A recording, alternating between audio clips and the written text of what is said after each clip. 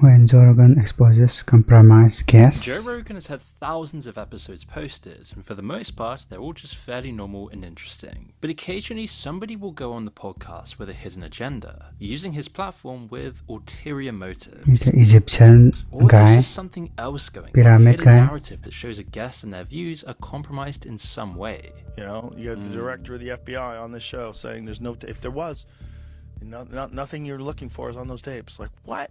Sometimes it's really obvious and you can see Joe tweak onto this. Sometimes you have to be paying attention to really sense this out. And other times it takes real digging to understand what's going on behind the conversation. Would your wife know your ATM PIN code? No? No. Is that your ATM PIN code? Yeah. Um, That's weird.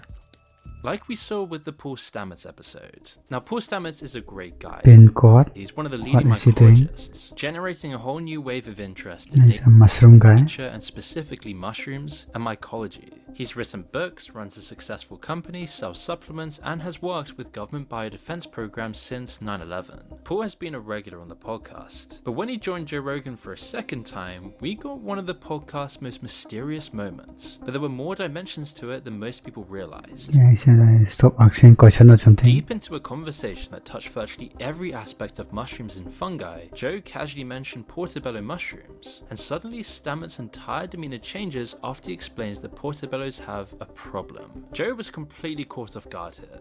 What are the negative benefit or the negative effects of this? This is an explosive area of conversation, and puts my life in danger. So I reserve the right not to answer your question. Whoa. I mean, understandable, huh? I didn't expect that. It puts your life in danger talking about portobello mushrooms? But what was this strange reaction actually about? As Stamets clearly hints that portobello mushrooms are not as healthy as many think, especially Because she was contacted by if you FBI or don't cook something. them at high enough heat. The leading theory is that portobellos contain compounds called agaritines, which can convert to potentially carcinogenic substances. Interestingly, in his most recent Joe Rogan appearance, Joe never brought up this infamous moment again, one of the most talked about exchanges in the show's history. In fact, portobellos aren't even mentioned once in the entire conversation. But why? If this I mean, he said don't mention it, so just that it can lead to cancer, wouldn't this be good for the public to know about? Well, we have to dig a little further. You see, Paul Stamets is on record discussing portobello's dangers. Back in 2006, he had previously stated that eating raw portobellos was analogous to smoking, but worse. It's a unique chemical that's in button mushrooms and portobellos. They're very much analogous to smoking a cigarette, except the agaritines cause tumors all over your body as opposed to just in your lungs. Now, you've got to admit the magnitude of the original reaction itself comes across as surprising. Wasn't it just because they will lose stock or as simple something. as saying they're dangerous if you don't cook them properly and move on? Well, in hindsight, it seems like Stamets might have swerved the topic as he didn't want to harm the $50 billion global market, There you go. over which he has a major influence. Some even joked about the Portobello Mafia, which sounds absurd, though organized crime groups have allegedly controlled mushroom production for decades, especially in the state of Pennsylvania, where over half of US mushrooms are grown. But there seems to be a deeper and darker layer to Stamets' shocking reaction that most theories are missing. You see, it turned out that he was once close friends with Stephen Hayden Pollock, who was also a notable mycologist that was murdered in 1981 under highly suspicious circumstances. Pollock was running illegal prescription operations to fund his mushroom research when someone shot him in the head during what appeared to be a robbery. Detective work found solid evidence pointing to 3 suspects, but the district attorney refused to prosecute for unknown reasons, and all 3 suspects died as free men. But the case gets even stranger. There's allegedly a recording that captured police officers discussing their own involvement in Pollock's murder. A drifter had stolen a tape recorder from an unmarked police car and traded it for wine at a liquor store. When the owner played it back, he heard what sounded like a cop and a burglar talking about killing the mushroom doctor. But the tape sat hidden in someone's toolbox for 30 years because they were terrified the corrupt cops would track them down and kill them too. When a journalist tried to investigate in 2013, the DEA claimed they had destroyed all the files. And this wasn't Stamets' only brush with dangerous research circles. In his latest podcast, he revealed that back in the 1970s, he was organizing secret underground conferences with the world's leading psychedelic researchers: Albert Hoffman, Gordon Wasson, Terence McKenna, and Richard Evans Schultz. I was the only one that had a DEA license, so we did these conferences, collecting all these experts together with Albert Hoffman there, or Gordon Wasson, Richard Evans Schultz, Jonathan Ott, Terence McKenna. But I had the license to be able to possess psilocybin with my professor, and so we would have all the psilocybin. So we did these educational events, academic with citizen scientists and psychonauts coming together. But it's really different. We just had the Psychedelic Science MAPS conference in Denver, 8,500 people. Back in the 1970s, at any moment, We were afraid that a SWAT team would break down the doors and arrest everybody. He was the only one with a DEA license, making him a central figure bringing together the most controversial scientists of the era, and they were operating in a high state of paranoia because at any moment they were afraid a SWAT team would break down the doors and arrest everybody. So when Stamets says that discussing some mushrooms could put his life in danger, maybe he's not exaggerating. He's seen what happens with inside the government. He's at the top of the government research with mushrooms, and he's also seen one of his top mycologist friends get murdered, and then the entire case getting buried away, whether by organized So it was his lab against mushrooms. and by organizing secret meetings with controversial researchers and dodging the law, he's probably still deeply paranoid about certain mushrooms. But whatever the truth is, it made for some awkward but interesting viewing. But that same thing can't be said for everyone. Like in June 2025, with FBI Director Kash Patel appearing on Joe Rogan and spending nearly 20 minutes explaining why everyone should just accept the official Epstein story and move on. Yeah, A lot of us have surely. creative ideas that never see the light of day because we feel like fancy equipment, a studio and production crew is what makes a tape. In the discussion, Elon Musk randomly dropped a bomb live on X. Donald Trump is in the Epstein files. That's the real reason they haven't been made public. Joe Rogan reads this tweet out loud, and the camera captures Patel's face as he realizes That's obvious. he's trapped. His response? But I'm just staying out of the Trump Elon thing. That's way outside my league.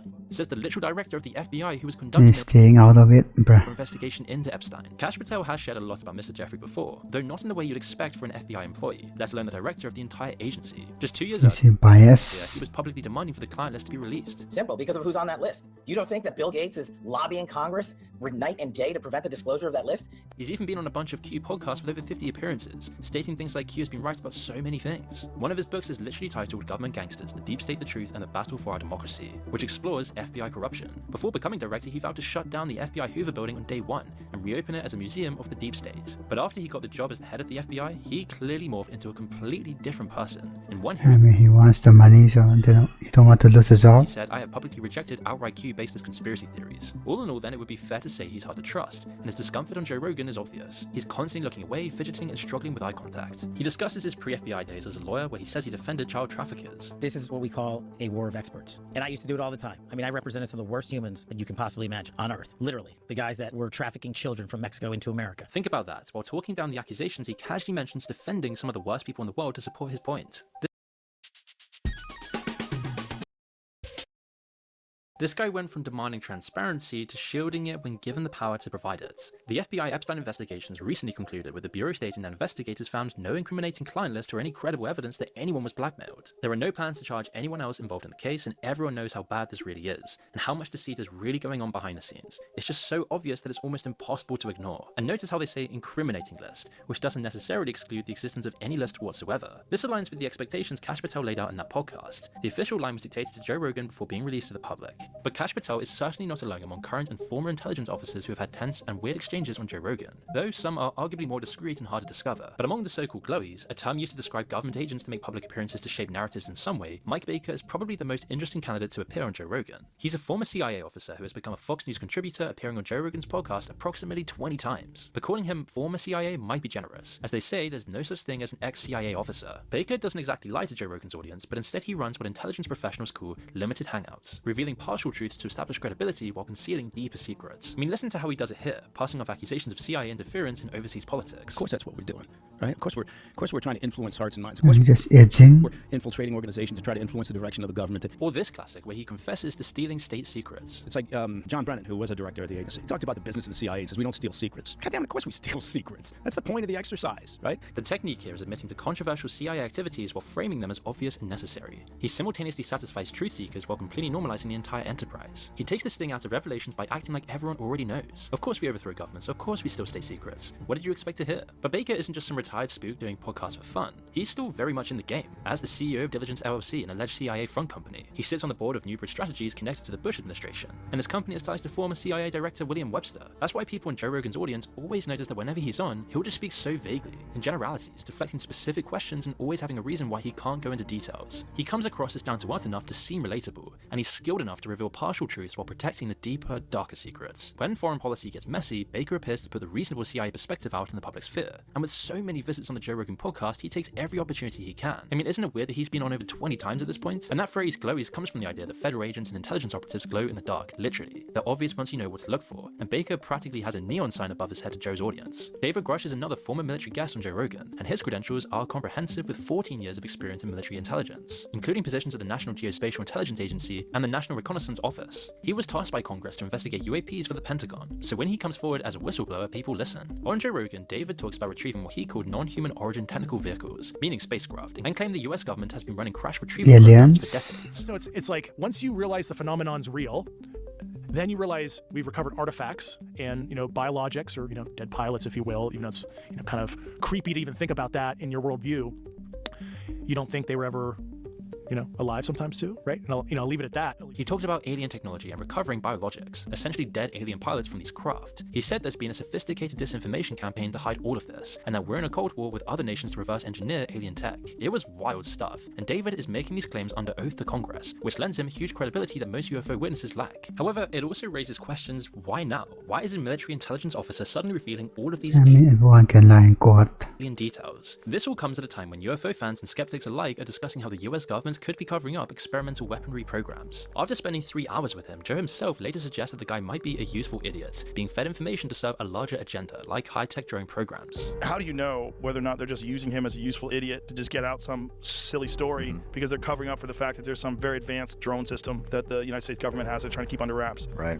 Joe does, however, hint that it could be both things. UFOs exist, but the US is also using them to cover up advanced US technology. One thing is for sure, that people like David confuse people, which can benefit the government in itself. There's plenty of history that makes using UFOs to cover for military operations feel plausible too. A recent Department of Defense review found that in the 1980s, That makes more sense, I guess. an Air Force colonel visited a bar near Area 51 and allegedly gave the owner fake photos of flying saucers, sparking UFO rumors around the already secretive military base. And the goal was to cover up the F-117 Nighthawk stealth fighter. Many weren't happy with David being dismissed as a charlatan or part of a government-led UFO psyop, rather than an honest whistleblower. But something doesn't quite add up. Either he's revealing too much or not enough, or the timing is suspiciously convenient. Another guest, Dr. Zahi Hawass, was the total opposite of David. He came on Joe Rogan and somehow managed to make ancient Egypt, one of the most fascinating civilizations in history, sound completely dull. The doctor is Egypt's former minister The guy seems kind of of antiquities, biased. essentially the person responsible for overseeing access to all the pyramids, tombs, and archaeological sites. He's been the face of Egyptian archaeology for decades, appearing in countless National Geographic documentaries with a signature Indiana Jones hat. The secret of Egypt and the mysterious origins have become a massive talking point, especially popularized by Graham Hancock. So you'd think he'd be the perfect guest for entertaining some theories, and especially rebuttaling all of Graham Hancock's theories that have become mainstream on Netflix and have included celebrity appearances. But when Joe brought up the possibility that the Sphinx and pyramids might be older than traditionally thought, the doctor shut it down immediately. What do you think the arguments are that predate,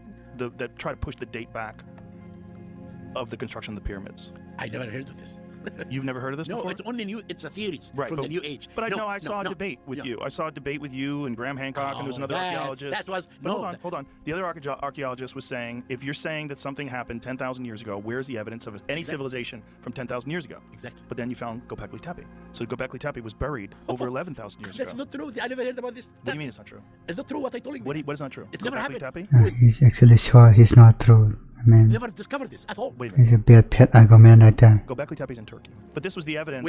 Hold on. This is the evidence in the argument. The argument was there was no evidence of an ancient civilization from 10,000 plus years ago. This is before the discovery of Göbekli Tepe. Göbekli Tepe gets discovered, known to be more than 11,000 years ago. That changes everything. Because now we know. Yes, it does. That's Because changed for what? Because now we know there was an advanced civilization capable of spectacular construction 11,000 plus years ago. Look at the archaeologists. They never talk about old civilization. That's not true. Göbekli Tepe is universally accepted as being Joe, more than We 11,000. never talk about. I am talking now about Egypt. I'm not. No, going I to understand, another but the civilization. argument was that there was What never I any ancient civilization capable of spectacular construction 10,000 years ago. When Joe mentioned satellite imagery showing potential hidden chambers, he just calls it bullshit. I investigated this. I took this techniques that they used and I gave it to expertise. And they said, these techniques cannot show underneath a solid rock. But these scientists are saying they can. Do you know about the Osiris shaft? How they've got a I stand? discovered it. You did, right? Yes. But you know that they use this tomographic No, radar and they- no, I am the one who found it. This is not. No, I understand you found it. His favorite response to any question was essentially, because I investigated it and I found it's wrong. When pressed for details, his response returns as, the answer is in my book. It seems like delusional. I will tell you. Trying to sell the book. Tell Huh? me how it was built? Of course. Okay. I How do you know? how do you know? How do you know? I found all the evidence of building the pyramid. We published a book, 1,000 pages. This book is the Bible of the pyramids of Giza Plateau. Throughout this conversation, you can hear the frustration building. Every question was parried or Yeah, deflected with just read the book, lol. something like, I But think you can explain it. out everything interesting about Egypt. The irony is that he's supposed to be this great communicator, but he comes across as the kind of academic gatekeeper that ancient history skeptics love to hate, and constantly just trying to sell his own book. Whether intentionally or not, he reinforced every stereotype about mainstream archaeology being closed-minded and dismissive. Most of the information that's written on pyramids are wrong. Most of it? Most of it. In archaeology books? In archaeology books. Really? Except me and Mark Leaner. You guys are the only ones that have it right? Except me? I've been Okay. working in Giza for the last 57 years of my life. I excavated every bit of sand. And Joe Rogan later referred to this podcast as the worst one he ever did. Was this the pad that Zahi was using right here? This one? Maybe. That might have been the worst podcast I've ever done.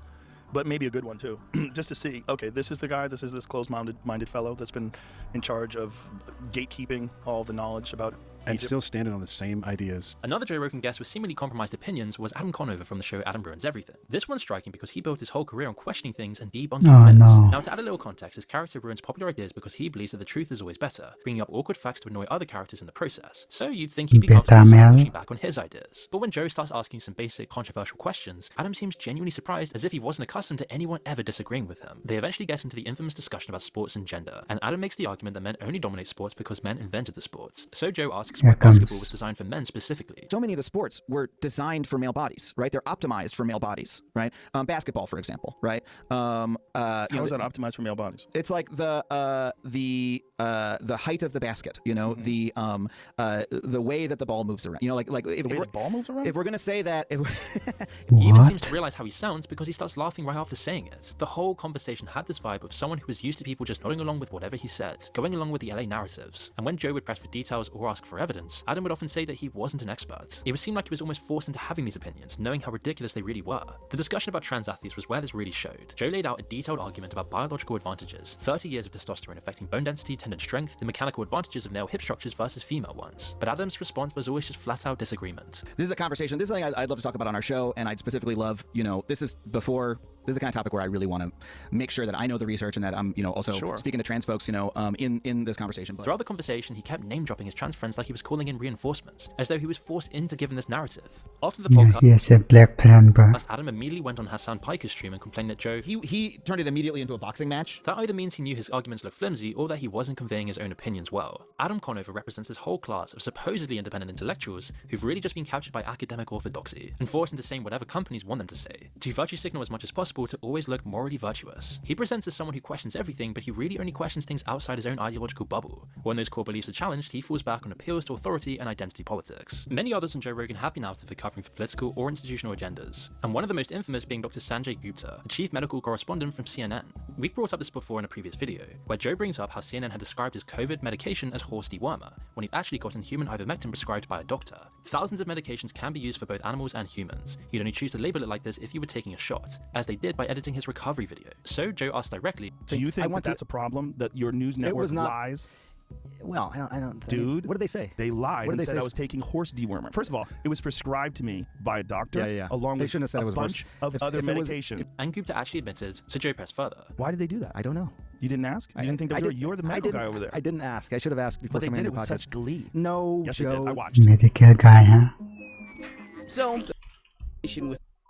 So here's CNN's chief medical correspondent admitting on the world's biggest podcast that his network lied about Joe's medication. And you would think that would be a pretty big deal, right? Well, the very next night, Don Lemon was on CNN defending the horse dewormer characterization. Ivermectin is a drug that is commonly used as a horse dewormer. So it is not a lie to say that the drug is used as a horse dewormer. Which is a classic institutional gaslighting tool. Technically true, but completely missing the point. Then there was Dr. Michael Osterholm, who joined in March 2020 Yes, there's no context, huh? with remarkably accurate predictions about COVID. And just illness. In fact, I brought some numbers. We conservatively estimate that this could require 48 million hospitalizations, 96 million cases actually occurring, over 480,000 deaths that can occur over the next 3 to 7 months with this situation. So this is not one that to take lightly. And he was largely right. The US hit around 400,000 deaths by January 2021. The conversation was interesting because of how specific his insights were. He'd written a chapter about China being the source of the next pandemic, and when Joe asked about it, the doctor said he picked it specifically because he expected it to come from there. China's been a bacterial and viral soup vessel for a long time. That's again why we have to protect ourselves here, because a bug anywhere in the world today can be a bug everywhere tomorrow. His organization has been partnering with Homeland Security since 2003. His book Deadliest Enemy came out in 2017, 3 years before COVID. This was back when Joe was still very much pro-establishment on vaccines at the time of Osterholm's first appearance, making many arguments that resonated and sounded reasonable at the time. When he returned to the show in February 2022, the dynamic was then completely different. Joe was now a COVID skeptic, and this was evident in the conversation. That it seems like this is coming from a lab, and then became conservative. And these were credible people from legitimate universities. And then you had some other people that were trying to say, we need to disparage these people, and we need to look at them as if they're fringe conspiracy theorists. Yeah, I think in the early days that happened in a way Why did that happen? I can't comment. I wasn't part of that discussion. I did not get involved with that discussion because With Osterholm remaining consistent despite Joe probing the pandemic from a more skeptical perspective. But it's these strange and controversial moments that have really helped make Joe Rogan so culturally legendary, where ideas are truly stress tested. As within 3 hours, controversial one that called no abuse. Really pick up if you're observing if someone truly has a hidden agenda. Okay.